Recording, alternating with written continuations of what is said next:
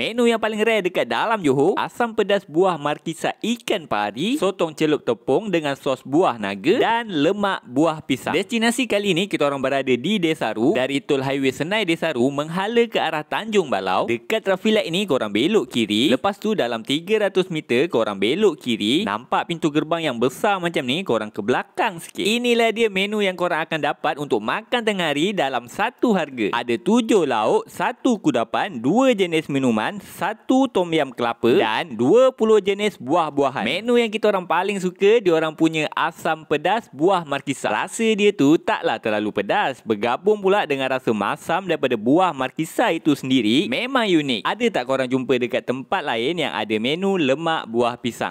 Dekat sini ada. Dalam set tu korang akan dapat udang, sotong, ayam, tofu dan yang uniknya dekat sini resepi diorang tu ada campur dengan buah-buahan segar. Jadi rasa dia tak sama dengan yang kat luar-luar tu. Korang cari je Desaru Fruit Farm. Hanya RM188 je siap dengan bermain ATV, berjalan-jalan di dalam ladang dan boleh berjumpa dengan haiwan-haiwan yang comel ni. Jadi bolehlah korang datang bawa family dan anak-anak korang ke sini.